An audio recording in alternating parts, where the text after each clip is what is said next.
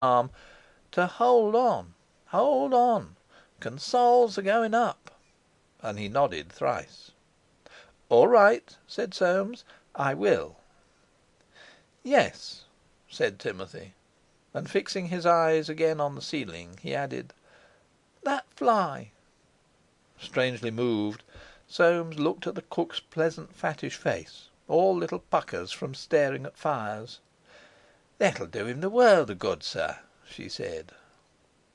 A mutter came from Timothy, but he was clearly speaking to himself, and Soames went out with the cook. "I wish I could make you a pink cream, Mr. Soames, like in old days. You did so relish them. Good bye, sir. It's been a pleasure." "Take care of him, cook. He is old." And shaking her crumpled hand, he went downstairs. Smither was still taking the air in the doorway. "What do you think of him, Mr. Soames?" Soames murmured. "He's lost touch." "Yes," said Smither. "I was afraid you'd think that, coming fresh out of the world to see him like." "Smither," said Soames, "we're all indebted to you." "Oh no, Mr. Soames, don't say that. It's a pleasure. He's such a wonderful man." "Well, good bye," said Soames, and got into his taxi. Going up, he thought, going up. Reaching the hotel at Knightsbridge, he went to their sitting room and rang for tea. Neither of them were in, and again that sense of loneliness came over him. These hotels, what monstrous great places they were now! He could remember when there was nothing bigger than Long's or Brown's, Morley's or the Tavistock, and the heads that were shaken over the Langham and the Grand. Hotels and clubs, clubs and hotels, no end to them now. And Soames, who had just been watching at Lord's a miracle of tradition and continuity, fell into reverie over the changes in that London where he had been born 65 years before. Whether consols were going up or not, London had become a terrific property. No such property in the world, unless it were New York. There was a lot of hysteria in the paper nowadays, but anyone who, like himself, could remember London 60 years ago, and see it now, realised the fecundity and elasticity of wealth. They had only to keep their heads and go at it steadily. Why, he remembered cobblestones and stinking straw on the floor of your cab. And old Timothy, what could he not have told them if he had kept his memory? Things were unsettled, people in a funk or in a hurry, but here were London and the Thames, and out there the British Empire and the ends of the earth. Consols are going up. He shouldn't be a bit surprised. It was the breed that counted. And all that was bull-dogged in Soames stared for a moment out of his grey eyes, till diverted by the print of a Victorian picture on the walls.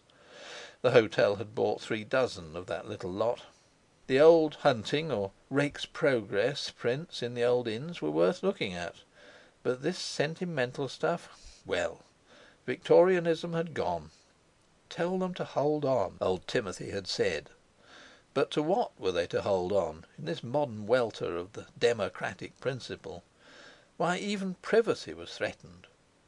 And at the thought that privacy might perish, Soames pushed back his teacup and went to the window. Fancy owning no more of nature than the crowd out there owned of the flowers and trees and waters of Hyde Park. No, no! Private possession underlay everything worth having. The world had slipped its sanity a bit, as dogs now and again at full moon slipped theirs, and went off on a night's rabbiting. But the world, like the dog, knew where its bread was buttered and its bed warm, and would come back sure enough to the only home worth having, to private ownership. The world was in its second childhood for the moment, like old Timothy, eating its tit-bit first. He heard a sound behind him, and saw that his wife and daughter had come in. "So you're back," he said. Fleur did not answer. She stood for a moment looking at him and her mother, and then passed into her bedroom. Annette poured herself out a cup of tea. "I am going to Paris, to my mother, Soames." "Oh, to your mother?" "Yes." "For how long?" "I do not know." And when are you going? On Monday. Was she really going to her mother? Odd how indifferent he felt. Odd how clearly she had perceived the indifference he would feel, so long as there was no scandal. And suddenly, between her and himself, he saw distinctly the face that he had seen that afternoon, Irene's. "Will you want money?"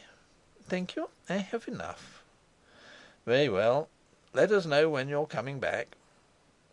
Annette put down the cake she was fingering, and looking up through darkened lashes, said: "Shall I give Maman any message?" "My regards." Annette stretched herself, her hands on her waist, and said in French: "What luck you have never loved me, Soames." Then, rising, she too left the room. Soames was glad she had spoken it in French. It seemed to require no dealing with. Again that other face, pale, dark-eyed, beautiful still.